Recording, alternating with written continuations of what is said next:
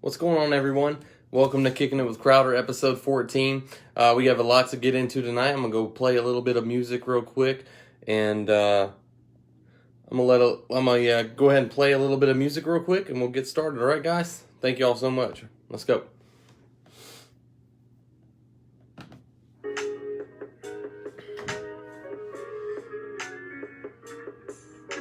And don't forget, guys, don't forget, if y'all join in on the conversation, let me know down below. It doesn't always show me everyone who joins, guys. So, got a good show. We'll go ahead and pick the conference champions this weekend. Look at how I predicted some of the teams on at the beginning of the season, and then we'll get started. All right, guys? So, play a little bit of music, let some people get started, let some people get joined, and we'll get on it. Shorty, I know I am, I just can't say it yet, cause I'm coming bike like a soda can on bike tires, so you know I'm coming cause of the motor sounds. I won't say it no more till I'm fully sure that it's going down. I love all Taylor videos, I really need a price. It's hella pants set on my desk and I don't even write. I gotta take them shits to work cause I make $6.50 an hour plus tip, but somehow I managed to put all this shit together. I'm ambitious and hungry, these damn bitches is on me, and my girl think I'm too friendly. Regardless of it, she loved me. I was trained. Anybody like the Florida Gators, man? I want to see what's up. Anybody like Florida? Anybody at all? I'll bet whatever. No, but we'll go ahead and we'll preview the SEC, ACC, Big 10, Big 12, Pac-10. Also, we'll talk about the Sun Belt and Mountain West. So we'll talk about all that, guys, tonight.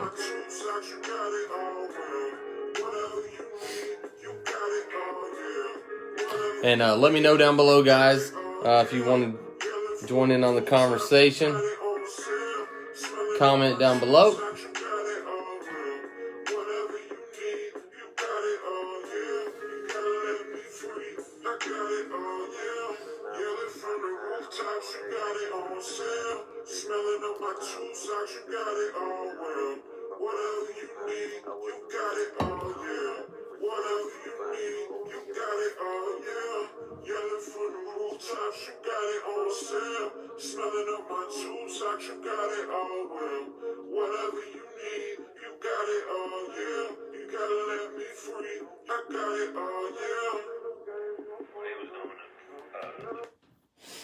Alright, guys.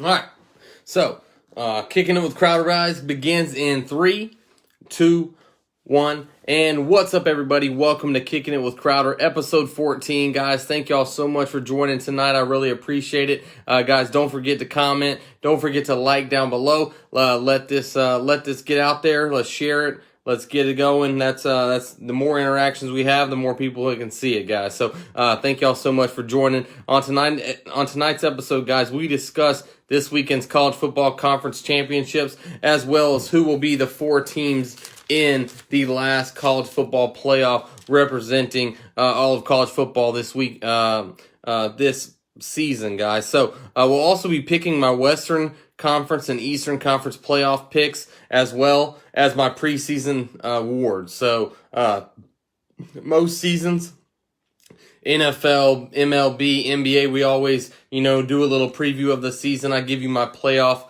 predictions. Also, I will give you my my player awards, coaches awards, things like that. So be sure to stay tuned for that. We'll do the MVP, defensive MVP, sixth man, most improved, rookie of the year, all that good stuff. And then in the NFL, guys, week 15, got 3 weeks left. The NFL is really shaping out. It's a great year so far. A lot of good teams. There's going to be some teams maybe possibly with a winning record in the AFC who don't make the playoffs. Who could those teams be? Also, MVP, Mahomes or Rodgers. Who are you guys going with on that one? And then Coach of the Year, is it Brian Flores from the Miami Dolphins? Is it Kevin Stefanski from the Cleveland Browns? Or is it Mike Tomlin from the Steelers? We'll talk about all that and more tonight. So really, really appreciate you guys joining the conversation.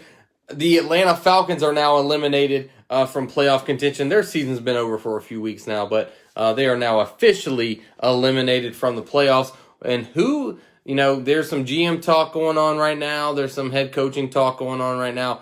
Who the candidate should that for the job be? And then also defensive players who the Atlanta Falcons should kind of look for in the early parts of the 2021 draft. We'll talk about all that and more tonight. So thank y'all so much for joining. As always, guys, my locks for the weekend will be at the very end of the show. And after a 3-3 week last week, we started 3-3. Now we're 38-32 on the season. So still 6 games above 500. Looking for a nice little 5-1, 6-0 type week this weekend. So we'll see what happens, guys. So don't forget to comment. Don't forget to like. Don't forget to share down below. You can also find me, guys, on Apple. I'm also on Spotify. I'm on the iHeartRadio app. And then I'm also on YouTube, Kicking It with Crowder. And then at Twitter, at Kick It with Crow, guys. So thank y'all so much for all you do. Without you guys, I would not have a show. But with all that, let's go ahead and get started with tonight's show. So, of course, conference championship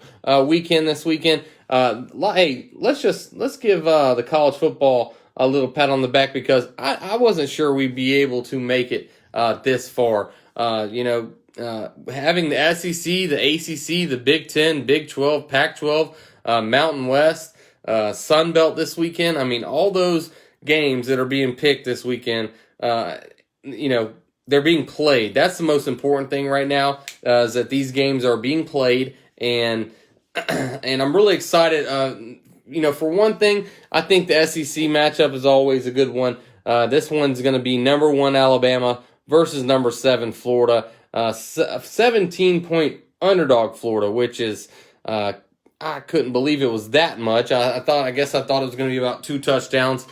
Florida loses to LSU last weekend with the Shoegate, and now Florida is basically, even if they win, they're probably not going to get into the college football playoff. Going to be hard to jump an A&M team who they've already lost to, and now they have an extra loss up top of that. So going to be very hard for the Florida Gators to get back in it. They kind of blew their opportunity last week at home versus LSU. We go to the ACC and Notre Dame versus Clemson, guys. Clemson coming in at 10.5-point favorites, even though they lost to Notre Dame earlier in the year without Trevor Lawrence. But they did have a lot of those other players in that football game. Notre Dame was able to beat them. What will happen in the outcome this weekend, guys? We'll talk about that here in just a second. The Big Ten, Ohio State, number 4 Ohio State versus number 14 Northwestern in the Big Ten Championship at 12 o'clock on ABC this Saturday. So a lot of people do not like Ohio State. A lot of people do not think Ohio State belongs in the college football playoff. But I just want to be the first one to let you know. Hey, Shelly, hey, thanks for watching. If Ohio State beats Northwestern this weekend, the Ohio State Buckeyes are going to be one of the top 4 teams in the college football playoff. That may not be fair. You may not like it. They may have only played 6 football games. But at the end of the day, they passed the eye test. Justin Fields is one of the most dynamic players in all of college football. They have a great head coach in Ryan Day. They got a shutdown corner in Sean Wade. They do have plenty of 4 or 5-star receivers. They're going to get after the quarterback. And this is a team, I'm sorry, I know Alabama doesn't want to play them. Being the number 1 team, Alabama does not want to face the number 4 team, Ohio State. I'll tell you that right now. Alabama's hoping that Ohio State can somehow move up to 2 or 3. And they can avoid them, because I'm telling you, what's up, Julian? Alabama's a great football team, don't get me wrong, but they would not want to play Ohio State in that first game. I think that those 2 teams can match up, physicality for physicality across from each other. They're going to be, a bunch of 4 or 5-star guys on the football field. I think Bama would still win the game, but I'm just saying, I think Ohio State I think Alabama would much rather play a Notre Dame than Ohio State. That's just me. So, Big 12. What's up, Julian? Thanks for commenting down. Hot take, the college football playoff should be 16 teams. Currently, it's just the SEC Big Ten tournament. Yeah, I mean, 16 may be a little bit too much, but in this type of year, with the pandemic going on, I thought they should at least extend it to 6 to 8 teams. I really do. I know there's been a lot of blowouts in the college football playoff. That's just with 4 teams. So I definitely feel like this season should have been a trial and error type year. I mean, this season is an unprecedented type season. So I really feel like they could have maybe expanded it this year just to see what happens. But yeah, it looks like Ohio State's going to get in if they beat Northwestern this weekend. And then the Big 12, this is a disappointing. The Big 12 race right now, disappointing because one of these two teams is probably not going to get in the playoff. Iowa State actually sits at number 6 right now. They're 5.5-point dogs against Oklahoma team they beat earlier in the season. Spencer Rattler, Lincoln Riley. This is an Oklahoma team who has won, I think, 7 or 8 straight after starting 0-2 to begin the football season. I feel like Iowa State, Brock Purdy, Matt Campbell, and those guys are really building something special down in Des Moines. And I like this Iowa State team. They have a nice rushing attack. They're fundamentally sound on defense. They have a good offensive line. Brock Purdy's one of the top 10 to 15 quarterbacks in the country. And I really think Iowa State has a good chance to take down Oklahoma this weekend, but we'll talk about that here in just a second. USC gets to play Oregon in the Pac-12 championship, and USC is just lucky to be there after barely surviving last week versus UCLA. And then Oregon is very lucky to be there because Washington actually is missing the Pac-12 game. Excuse me.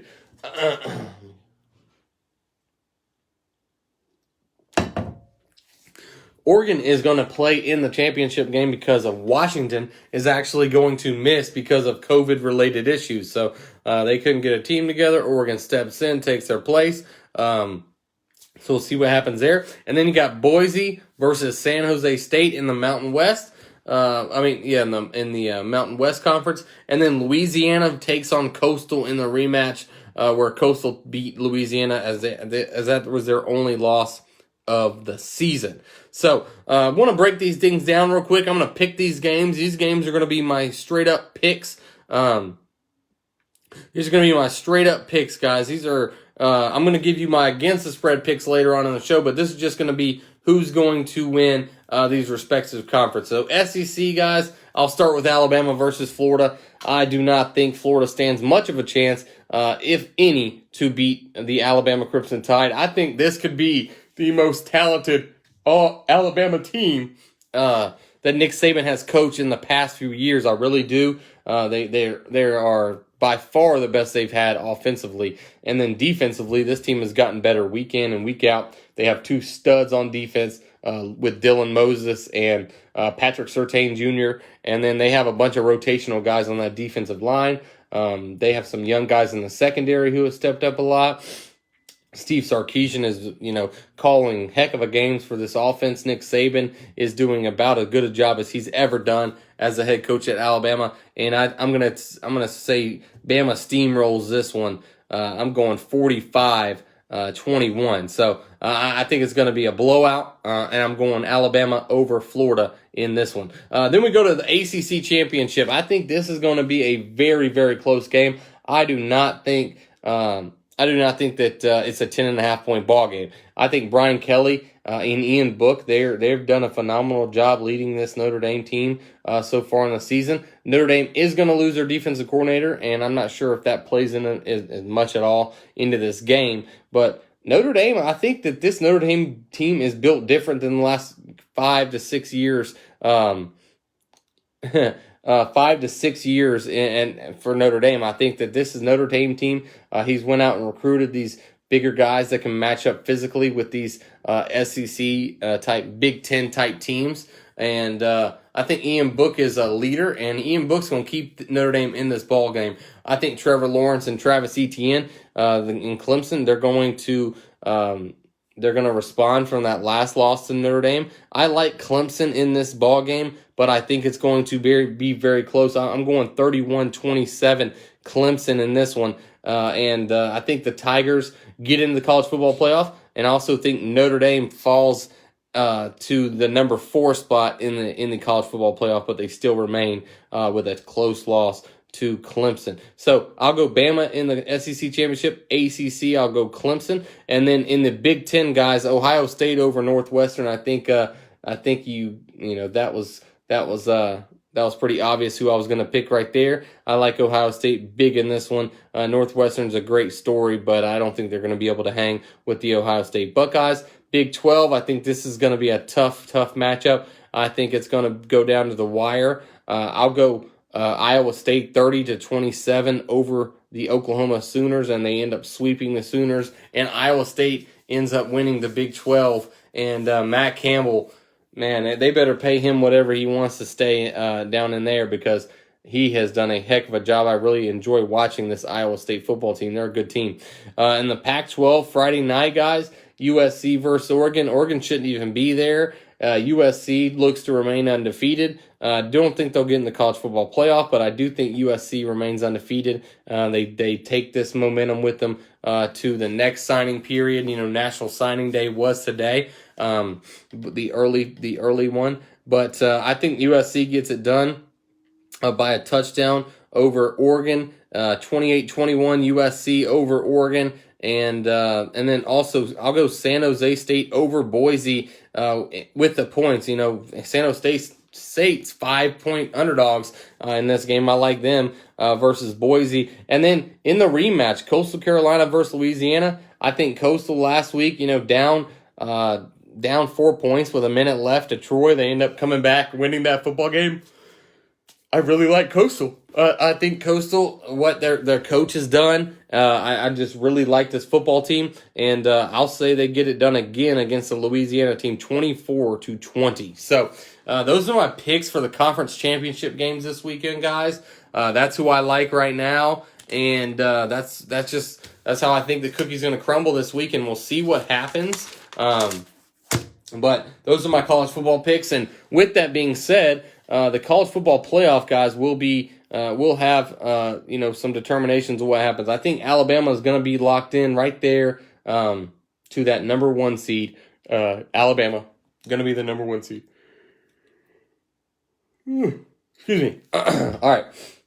Number 2, I think that Clemson is going to jump up into that number 2 spot. They lost to Notre Dame earlier in the season, but I really think Clemson, if they can beat Notre Dame, they're in the playoff. I think they jump up to the number 2 spot right behind Alabama. And then with the win over Northwestern, I'm going Ohio State will be the number 3. Will be the number 3 seed. So you'll see Ohio State Clemson rematch, Justin Fields versus Trevor Lawrence. We know how good of a game that was last year. Look for the rematch this year. And then the number 4 team, Notre Dame. I think Notre Dame loses a close game to Clemson, but they have done enough. They've done enough to actually stay in the college football playoff. I really feel like not only is Notre Dame a good enough football team to compete for a championship this year, they could possibly knock off one of these teams. Just determines who they play. I don't think they beat Bama, but I certainly think they could beat Ohio State or a Clemson again. So we'll see what happens. That's my 4 teams. I'll go Bama, Clemson, Ohio State, and Notre Dame. That's my last final prediction for the college football playoff. A&M just wasn't able to get it done. Just weren't able to get it done. Didn't play enough games. That the loss to Alabama, the 28-point loss to Alabama was just too much to overcome. Iowa State, they have 2 losses on the season, including a loss to Louisiana. I just don't think they're able to jump up there. Florida's going to have 3 losses after this weekend to Alabama. UGA, what could have been this year with them? JT Daniels, I mean, he just he came alive the last 4 games of the season, but maybe if he just would have been able to come out and beat Florida earlier in the year, maybe they'd be in the conversation. Cincinnati messed up by not being able to schedule another game. Oklahoma started slow, losing 2 games, and then Coastal comes in at number 12. They're a good football team, but I just they're not good enough to get into the top 4. So those are my playoff predictions, guys. I've been saying this for about 2 weeks. Those are the 4 teams I think that will get in, and we'll kind of see what happens there. But I like those. I think that's the college football playoff. If you ask them to get the 4 best teams in, I think that's what they're going to do. I think they're going to get the 4 best teams in. You may not agree with it this year, but in a year that has been like any other, you never know. Excuse me. You never know what's going to happen. So I'll roll with those teams, and we'll kind of see what happens. But I want to talk a little bit about National Signing Day real quick and what classes were ranked the top of the class. Let me know if you're surprised by this one. Alabama is number 1 in the recruiting rankings by 24/7 Sports. So Alabama, they're just every year they reload, they get it done every single year. Nick Saban, the guy can not only coach, but the guy can recruit as well. He's done a hell of a job recruiting the last 5-10 years, and it counts. And that's why they're able to win all these championships, because they have the best crop of players in the country. Number 2, Ohio State. Ohio State not only added they added some firepower offensively today. They've signed Donovan Jackson, who's an offensive guard. They signed Trayvon Henderson, a running back, but they also added in Jack Sawyer. He's a strong side defensive end out of Ohio. He is like one of these Chase Young, Nick Bosa type players. I mean, he's going to come in there and make an immediate impact right away. UGA be able to come in. Sorry. UGA able to come in right now, guys, at number 3. They had a heck of a recruiting job the last 5 years or so, but they hasn't been able to equate to national championships in Athens. So we'll see what they do. They do bring in Brock Vandagriff, the highly talented quarterback, who's going to come in next year and compete with JT Daniels. Look for him possibly to redshirt next year and then maybe take over the reins in 2022. They also land Samuel Mondon, an outside linebacker, and Armarius Mims, a big offensive tackle from Blakely County. So, UGA just does this every year, man. They sign top 4 or 5, top 25, top 30 guys every single year. So big shout out to Kirby Smart. LSU, this is surprising this year with LSU going 4-5 this year. They did beat they did beat Florida last week, but after kind of a disappointing year, they come in right now at number 4. So big shout out to the LSU Tigers and Ed Orgeron trying to keep this class together. Of course, they actually have put themselves on a bowl ban right now this year, so they will not be in the bowl game this year. But I think that what they're able to do, LSU coming off a season like this, they're still able to keep a top 5 class. I think that's huge for this LSU football team. And then number 5, Clemson, Dabo Swinney. They're able to get guys at the top, outside linebacker from North Gwinnett, Barrett Carter, also running all-purpose back, Will Shipley, who chose Clemson over Notre Dame. So I mean, they just do, all these coaches, all they do is every year they just recruit. I mean, it's basically 365-day job. Not only when you're not coaching, you're recruiting. You got guys on the road, Skype, telephone, message. I mean, it's just everywhere. And these classes right here do a heck of a job year in and year out. And it's no shocker that you're probably going to have, out of the top 5 teams this year for the recruiting classes, 3 of them are most likely going to be in the college football playoff. So it's no coincidence that that's happening right now in college football. And if you can't recruit, you can't win. I'm sorry, you don't go win national championships with a bunch of donkeys. You go win national championships with a bunch of thoroughbreds. I mean, let's call it what it is. Let's call a spade a spade.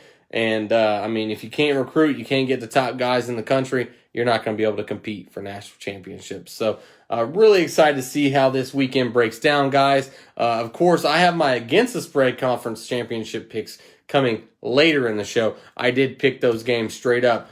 So if you missed it, go ahead, rewind it back, or wait till later on in the show for my Against the Spread picks.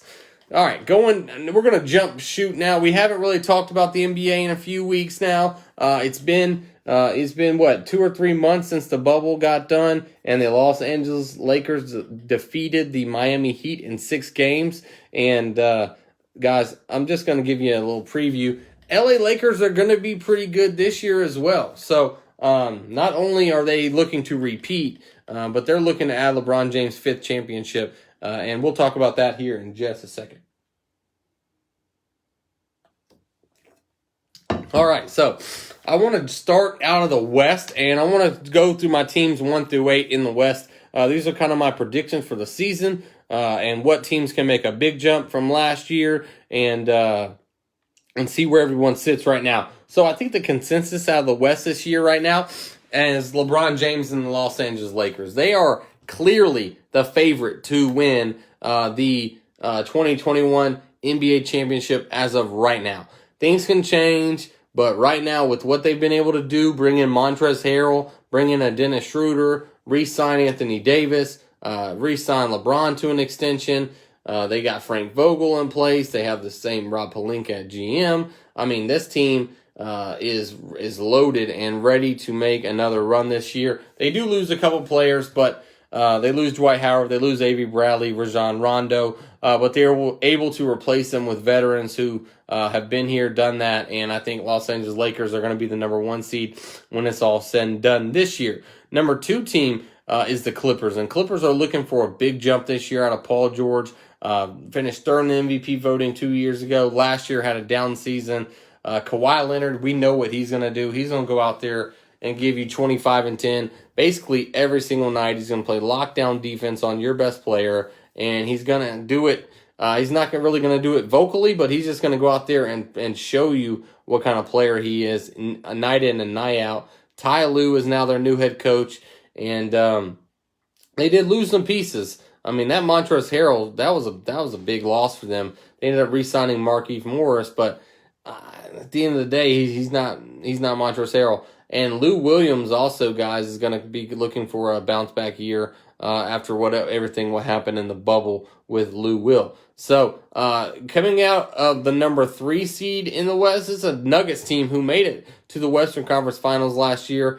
You really saw what Jamal Murray was able to do, Nikolai Jokic, and then also Michael Porter Jr. I think Michael Porter Jr., I'll talk about him in just a little bit, but I think he has a chance to make a big improvement this year. They also have Bol. I mean, this team has a lot of players, and they're very, very deep. So I want to see what this Denver Nuggets team can do. I have them as the number 3 seed right now. And coming out of the number 4 seed, guys, the Utah Jazz, Donovan Mitchell, Rudy Gobert. This is a team who went 7 games with the Nuggets in the first round last year.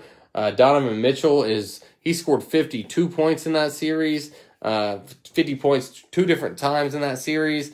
I really like what their prospects are heading in this season. They're my number 4 seed. My number 5 seed is the Dallas Mavericks and Luka Doncic, who should be a favorite to win the MVP this year. He could do it. It's between him and another player for me, but I really like the Dallas Mavericks' chances to get back in the playoffs again this year and win their first matchup in over a decade. So Dallas Mavericks come in at number 5. And then the Phoenix Suns, guys. The Phoenix Suns is a team that almost made the playoffs last year, finished in the 9 seed, I believe, 9 or 10 seed.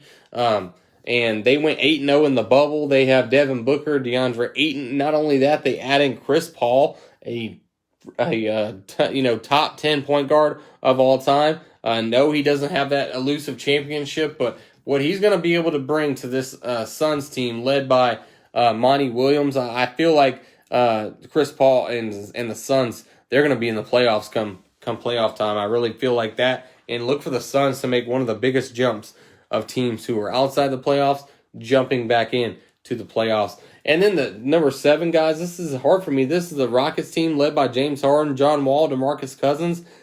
I just don't know the future or the status of James Harden right now. I saw him play the other night. He looked a little bit overweight. It doesn't really matter if he's overweight or not. The guy can go out there and score 35 points in his sleep. And he's the best one-on-one basketball player I've seen in a long time. Does it work?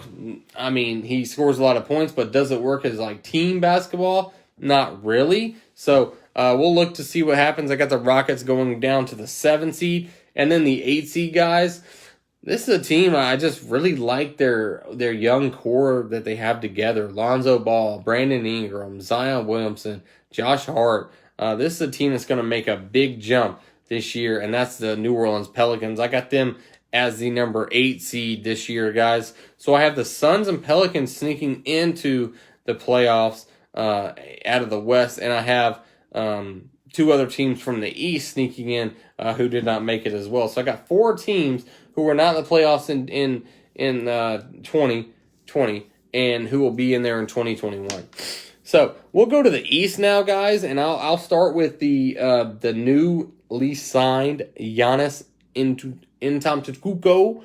He is the Greek Freak, of course, and man, every time I try to say the Greek Freak's name on here, it's hard. It gets harder and harder. I know how to say it, but it's just one of those things you got to practice on because that's a tough word to say. But man, he's the $228 million man. Could not turn down the Bucks offer, and who's to blame him? $228 million for 5 years. I mean, that's a lot of money. He would have been crazy to turn that down. He would have lost about $45 million if he would have, turned them down and signed a contract with somebody else. So, shout out to the Greek Freak. He's done a lot in his 8-year career, but now he looks to lead the Milwaukee Bucks to the title this year. So I'm really excited to see what Giannis can do with, of course, Drew Holiday and these other cast of characters they have in Milwaukee. So going Bucks 1. I'll go the Nets 2. I think that Kevin Durant is really going to come back with a vengeance this year. Him and Kyrie Irving should be a nasty little pairing up in Brooklyn. I'll go Nets with the number 2 seed, and Kevin Durant. I think he's going to come back. He'll average 25 a game. He'll come out. He'll do his thing. I think this team really is going to be led by Kyrie Irving on the offensive side, though. So can he take them to the promised land? We'll see what Kyrie Irving does. We remember the last time he was matched up with an all-star, LeBron James. They were able to win a title in 2016 with the Cleveland Cavaliers.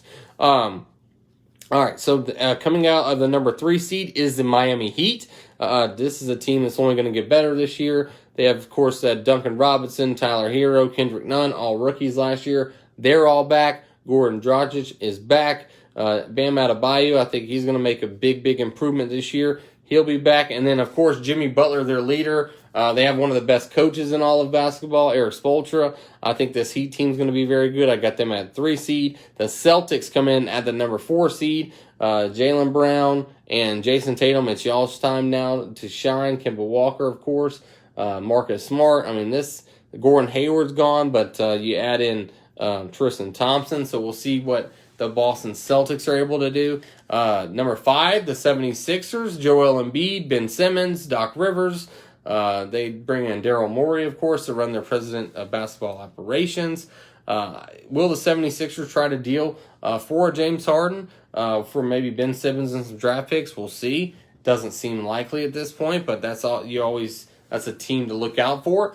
Also, the Toronto Raptors, I have them as my number 6 seed coming in next year. Nick Nurse is a great coach. He'll find a way to get this team in between that 4 to 5, 6 matchup in the playoffs.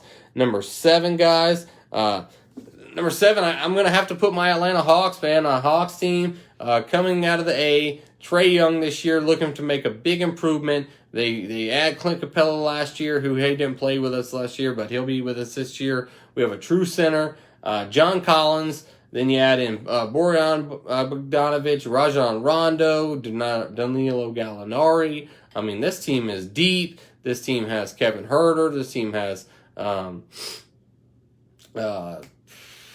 Reddish. I mean, this team is loaded with young talent who can come off the bench. They're 10 to 12 deep easy. And I think this Hawks team makes a big leap this year, getting into the 7 seed. And then the number 8 seed, guys, Russell Westbrook, Bradley Beal. I mean, that's one of the best combos in all of basketball. Look for them to really get back in it this year and compete for a playoff spot. Compete with a playoff spot, guys. I feel like not only can the Wizards get in, but hey, if they win 1 or 2 games in the first round, get a team down 1 or 2-0, and then you got to look out for it, because this Wizards team's going to be pretty good, and Russell Westbrook's going to bring the intensity every single weekend when he plays. Man, I love watching him play. He's a hell of a player. So shout out to Russell Westbrook and this Wizards team, who I have getting in the playoffs. So out of the West, guys, we'll go Lakers 1, Clippers 2, Nuggets 3, Jazz 4, Mavericks 5, Suns 6, Rockets 7, Pelicans 8. And then out of the East, guys, we'll go Milwaukee Bucks 1, Nets 2, Heat 3, Celtics 4, 76ers 5, Raptors 6, Hawks 7th, and the Wizards 8th. So that's my playoff predictions heading into the NBA season. And we'll go ahead and we'll make my picks, guys, for the NBA awards in 2021. 2021, guys, I think Luka Doncic right now is my favorite right now to win the MVP.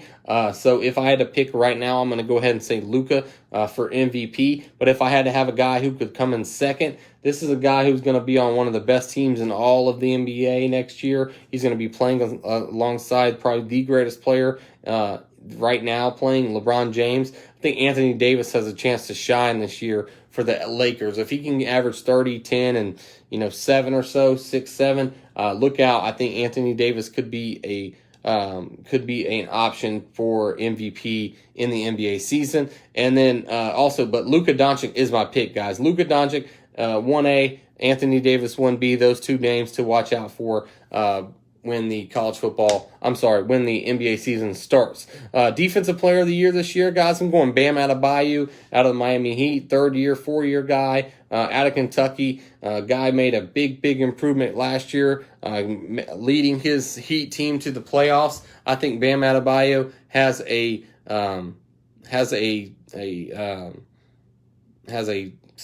huge chance to get back to the NBA Finals this year, and Bam Adebayo is a huge reason why.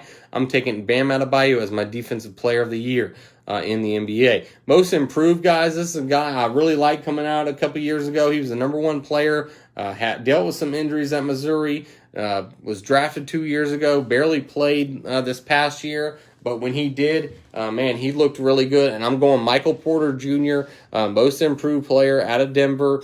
If him and Jokic and Jamal Murray can team up and form their own little big three, Denver's going to be very, very good in the future. And Michael Porter Jr. could be maybe a possible trade piece down the line. If you wanted to maybe add a stud player, I'd keep him, but, wouldn't be surprised if Denver maybe did try to shop him for like a superstar, because I think Michael Porter Jr., 6'11", can handle the ball, nice shooter. He needs to work on his defensive game a little bit, but the guy can hoop, and that's not even a question. 6th man of the year, guys, Dennis Schroeder. I'm going Dennis Schroeder, guy who finished second last year with the Oklahoma City Thunder. I think he gets it done this year. Coming off that bench for the Lakers, they're going to need that 6th man to come off that bench for the Lakers and lead that team. So I'm going Dennis Schroeder, 6th man of the year. Rookie of the year, guys, I'm going Anthony Edwards out of Georgia. I really feel like Anthony Edwards, his game translate to the NBA. I think he can come in averaging 20 a game. Plus, he's going to have a lot of volume with that Timberwolves team, led by D'Angelo Russell. And, of course, number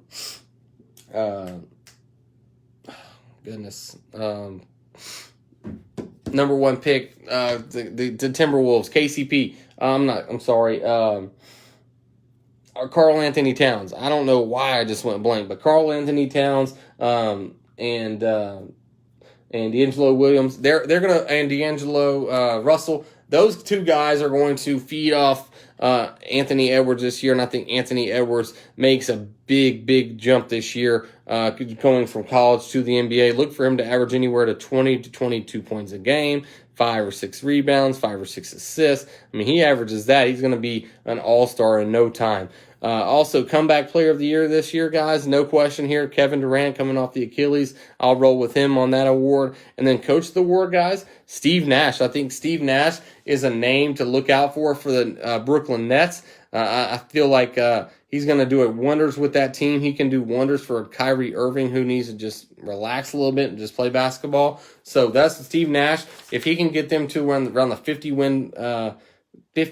45, 50 wins this year, being a first-year head coach, I think he's going to get a lot of first-place votes. So that's my NBA preview for the season, guys. I just gave you my playoff picks and also my NBA playoff awards. We still have a little bit of time left, guys. We got about 20 minutes or so. I'm going to give you guys my picks, and also we'll talk a little bit of NFL. Give me just 1 second, guys. I am going to get a drink real quick. Give me 1 second.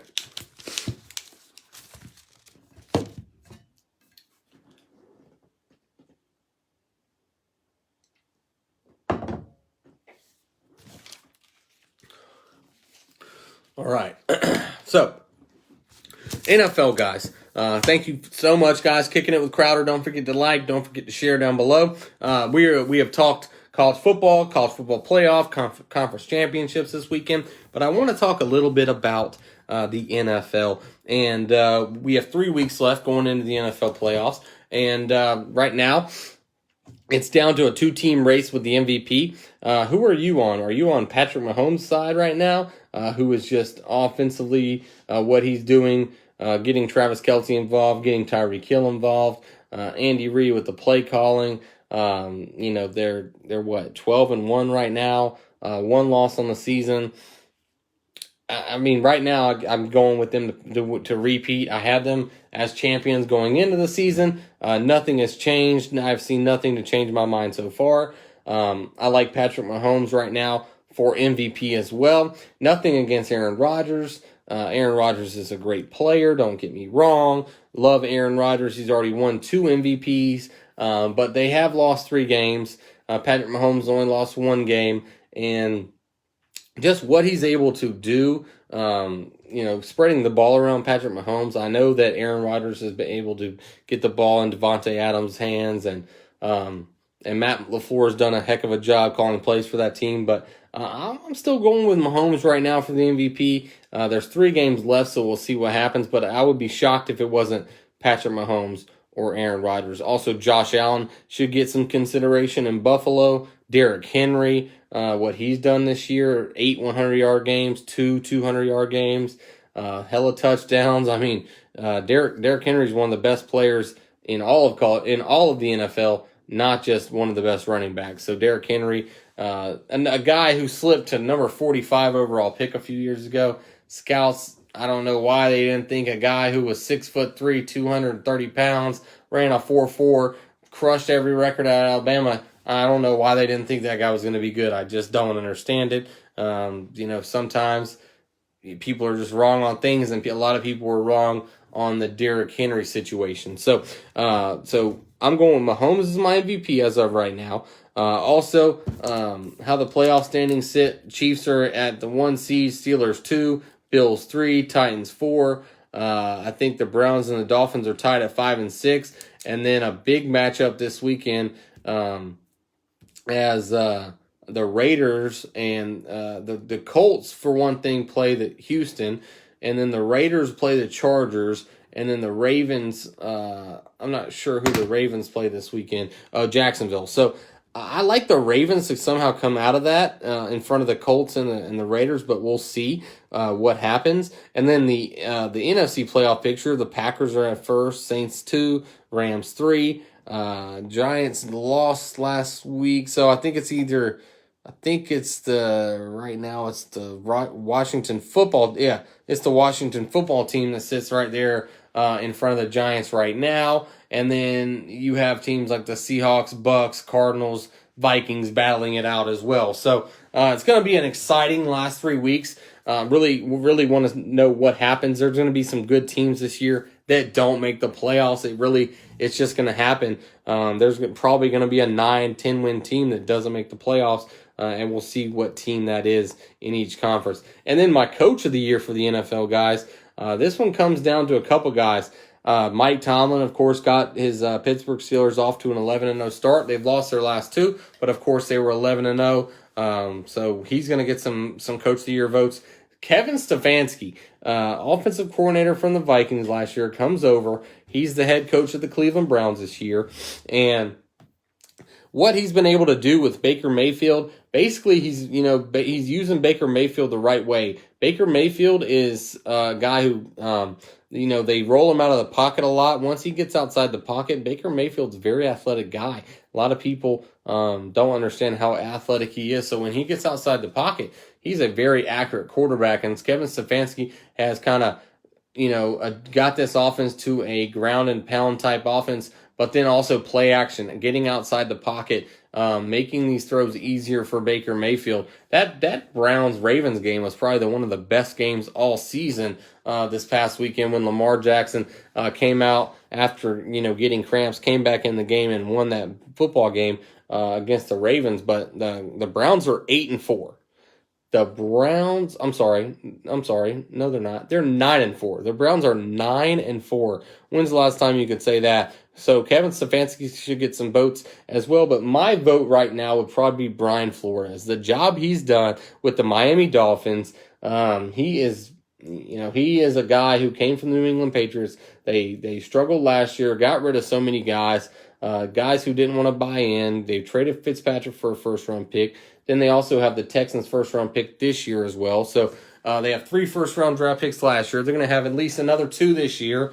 I just think what he's able to do, that mentality, also making the tough decision to go to 2 after Ryan Fitzpatrick's hot start. So Brian Flores, if I had to pick right now, man, you're my coach of the year. You've done a heck of a job with this Miami Dolphins team, who's most likely going to be in the playoffs this year. So shout out to Brian Flores. Shout out to Pat Mahomes, Aaron Rodgers.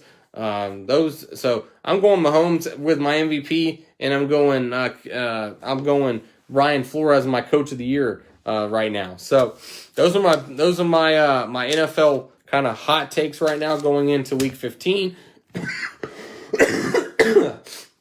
All right, so I want to talk a little bit about the Atlanta Falcons, guys. So the Atlanta Falcons, of course, lose to the LA Chargers this past weekend, and they just weren't able to get it done. Matt Ryan throws 2 crucial interceptions in the fourth quarter. They're eliminated from the playoffs. I'm over the kind of Raheem Morris talk. I don't think he should be the head coach. Of course, we're going to be getting a new GM. There's been some names thrown out there: John Dorsey, Jeff Ireland, and Louis Riddick. I think those 3 names for me are right at the top of the list. People don't really like John Dorsey, but let's just look what he did. He was with the Kansas City Chiefs, and when he kind of built them up, and then when he left there and went to Cleveland, he's kind of built this Cleveland team up the last few years. Now he's gone as well, but he's done a heck of a job. He signed Kareem Hunt, drafted Nick Chubb, drafted Baker Mayfield, traded for Olivier Vernon, traded for Odell Beckham. He did plenty of things with this Cleveland Browns organization that are, make you say, hey, this guy knows what he's talking about. Did it work out? Maybe not. That's all based off, the head coach. And I think, them hiring Freddie Kitchens last year was a mistake. That's probably what got John Dorsey let go. But what he's able to do now, he had the foundation in place. They hired Kevin Stefanski. He steps down, and now they're a 9-4 team. Jeff Ireland, of course, has done a great job in the NFL with front offices. And then Louis Riddick, he's just a hot name right now. He's on the Monday Night Football, and anytime he talks football, I listen. He knows what he's talking about. I like the way he talks about building football teams from the inside out. And I think he could be a heck of a coach. Heck of a GM with the Atlanta Falcons. And then the other guy that you keep hearing, he's the number 1 name right now on all the market. If your team isn't at least looking at Eric Bieniemy, I think you have some issues. I think the Atlanta Falcons should be interested. Texans should be interested. Lions would be interested. Also, the New York Jets, they're going to get away from Gase. He'll be interested in that job with the number 1 pick and young roster. So I think the Atlanta Falcons need to kind of get on that right away. Another name who I'd love to see, Brian Daboll, head offensive coordinator from the Buffalo Bills, was with the New England Patriots for all those years, was with Nick Saban a couple years ago when they won a national championship, or runner-up for a national championship. I like Dubois. I think he's a good coach. I think he's been around winning organizations. He's got a couple rings on his finger. He's been in every clutch situation you can in the last 5-10 years. And I think he's going to be an excellent leader. I like what any person you could pluck off of Sean McDermott's staff with Buffalo. I think you should do that. Arthur Smith, offensive coordinator, Tennessee Titans, and then Robert Saleh, defensive coordinator for the San Francisco 49ers. If we're going to go defensively, I think that's a name you should watch out for. So really interested in what the Atlanta Falcons can do. But all the attention right now needs to be headed towards the 2021 draft. And the Falcons are going to have a high draft pick. So it's time they need to start doing their homework. And I'm going to give you guys a couple names right now to watch out for in the 2021 draft. Of course, a lot of Falcons fans are going to say QB. But with the cap situation next year, with Matt Ryan signed under contract, with Julio Jones signed under contract, I just think that this team has too many holes on it. I don't think you need to start with a quarterback right now. I think you need to maybe draft this year, sign some free agents, see what you got with Matt Ryan and Julio Jones in 2021, and then you go from there, maybe draft a quarterback in 22 or 23. So I'm focusing on defense. I'm focusing on the defensive side of the football, and there's a couple names that pop out to me with the Atlanta Falcons. First off, Patrick Surtain Jr., the corner out of Alabama. He is a tremendous playmaker. You watch him, he shuts down one side of the field every single week when Alabama goes and plays somebody. Also, his dad played in the NFL. He's got the bloodlines. That's always something I look for. This is a guy who's been around football his entire life, and his dad did it at a very high level. And I think Patrick Surtain Jr. can get it done at a high level as well. The number 2 guy I'm going to be looking out for is a Micah Parsons. This is a guy who is going to be a tackling machine in the NFL.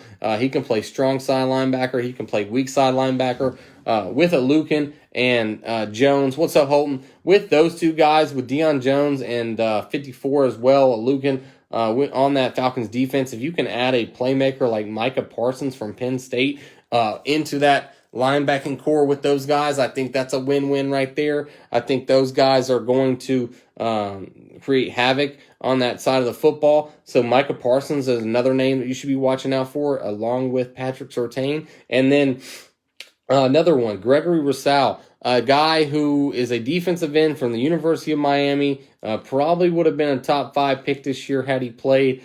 Did not play this year for Miami, but the physical tools are there. 10 sacks coming off his sophomore year. I think 11 sacks coming off his freshman year. This guy can get after the quarterback, 6'5", 260 pounds. He looks the part, but edge defensive end hasn't been a thing where the Atlanta Falcons have hit lately. So could be a little hesitant right there, but I'm going one of those 3 positions. I'm going corner, I'm going linebacker, or I'm going defensive end with one of my first 3 picks. With one of my first picks. Caleb Fairley is another guy, cornerback out of Virginia Tech, another guy who opted out this season. He's going to be another guy you could be hearing about as well. So any one of those 4 players, I think the Atlanta Falcons fan base would be happy with. And if he were to get Surtain or Fairley and match him up with A.J. Terrell on the outside, maybe you sign a free agent here or there, but then you have a Lucan and Deion Jones in the middle. Maybe you re-sign Neal. You got Grady Jarrett. Maybe you're looking something on this defensive side of the football. So I think that's what the Falcons should do. Those are just some names I wanted to give out to you guys heading into the 2021 season. Do your research on any of those guys. Surtain, Micah Parsons, Gregory Rousseau, and Caleb Fairley. Any of those guys are going to be high draft picks coming in. I'm talking top 15 draft picks coming into the 2021 season next year. So that's my Atlanta Falcons talk, guys, as well as my NFL talk. But I'm going to give you guys my picks. So At the end of the show every week, guys, I give you a rundown of my picks. Last week, of course, I was 3-3, 38-32 on the season. And what I do is I give you the NFL Thursday night game. I give you my against the spread pick. Then I give you 5 college games as well. So, in the NFL, guys, we'll make this quick and easy with the NFL. The Oakland Raiders open up with a 2.5-point favorites over the LA Chargers, a team, of course, who was both of them coming off a win last week. I really like this Raiders team coming up against the Chargers. Justin Herbert and this Chargers team, they've hung around a lot of games, but they did get blown out 45-0 a couple weeks ago with the Patriots. I think John Gruden and them study that tape and figure out where the Chargers' weaknesses are. I'm going Oakland Raiders by 10 in this one, 31-21. Las Vegas Raiders, I'm sorry if I keep saying Oakland, the Las Vegas Raiders minus 2.5 over the Chargers is my NFL pick. And then the 5 college games I have, guys, are the conference championship games, guys. So I'm going Pac-12, Big 10, Big 12, ACC, and the SEC matchups. Those are the games I'm going to pick against the spread. I've already made my picks earlier in the show. Now I'm going against the spread, guys. So USC opens up as a -3 favorite over Oregon. Oregon is a team who shouldn't have even been there in the first place. USC looks to stay perfect. I'm not making it rocket science right here. I'm going USC -3 points over Oregon, laying the 3 points. Clay Helton takes this momentum into the signing period with some of the recruits he signed, and I think the USC is going to do a heck of a job in the offseason. Look for USC to be one of those teams next year in the top 10 when the college football season opens up. USC -3 over Oregon. My next pick, guys, the Ohio State Buckeyes. This is a team that, I really like with their firepower. I like, what's up, Holton? I like Ryan Day. I like Sean Wade, the cornerback. I like the playmakers. I think they're better than this Northwestern team. I watched this Northwestern team lose to Michigan State. I watched this Ohio State team throttle Michigan State. So I'm taking Ohio State, guys, with the points, -20.5 over Northwestern. So what you think about that one, Holton? Ohio State -20.5 over Northwestern. Let me know what you think down below. My next game, guys, Big 12. I'm going Iowa State +5.5 over Oklahoma, a team they already beat earlier in the season.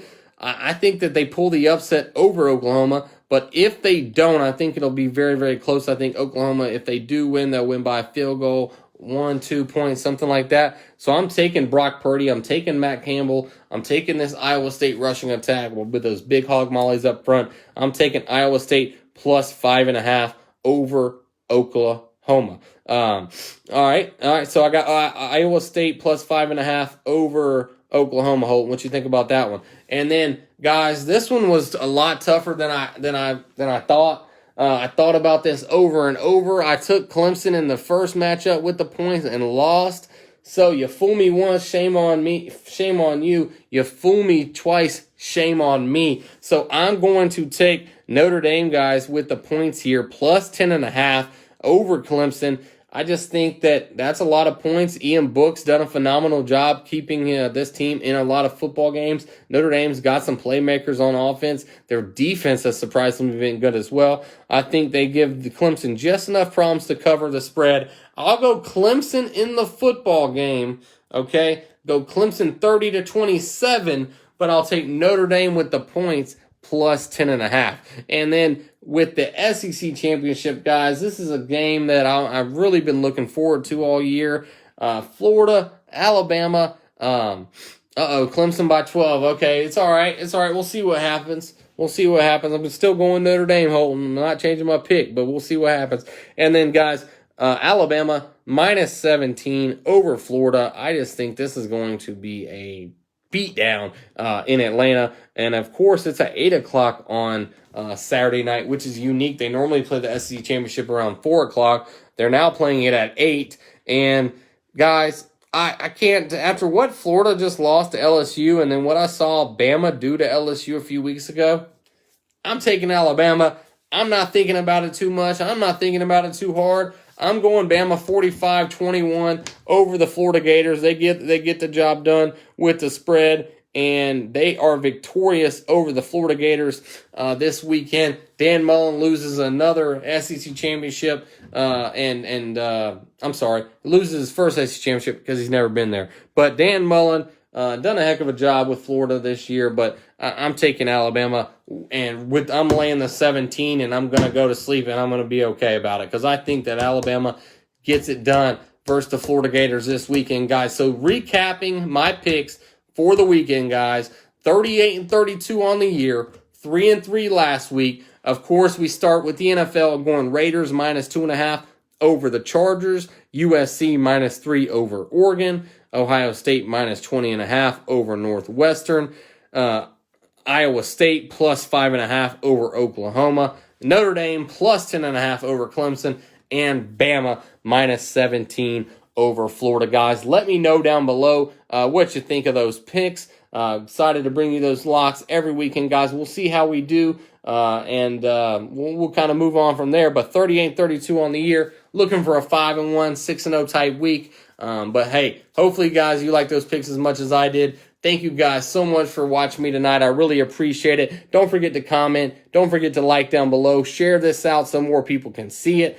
Guys, thank you guys so much tonight. I'm Tyler Crowder, your host of Kicking It with Crowder. Like always, I am out. But right before we go, Holton wants to know Auburn's coach, and I'm gonna just give out 3 names, Holton, real quick before we leave. Of course, I'm going Hugh Freeze, Liberty's head coach. I think they'd be crazy not to go out and try to get him. Also, another name, Urban Meyer. I'm not sure Urban Meyer would take that Auburn job, but that's a name to look out for. Maybe if they paid him enough money, possibly. And then Mike Gundy, Oklahoma State's head coach. I think he is a guy who's been at Oklahoma State for a long time, done some nice things. I think he could be a possibility at Auburn as well. So, hey, one of those 3 coaches may be coaching the Auburn football team later on in the year, but we'll see what happens. I know they still had a decent signing day with no coach. So, Gus Malzahn, I think a lot of Auburn fans are happy to see him go. Tony Elliott from Clemson, that's another name. I mean, he could definitely be a possibility.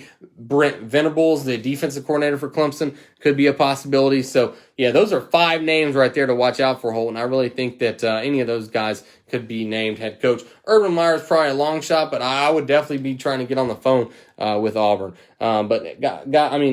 With Urban Meyer if I was Auburn. So, guys, thank y'all so much for tonight. I really appreciate it, guys. I am out. Of course, we'll always upload the edited version of this later on, so we'll be able to get it out. But, guys, thank y'all so much. I am out. Let's go.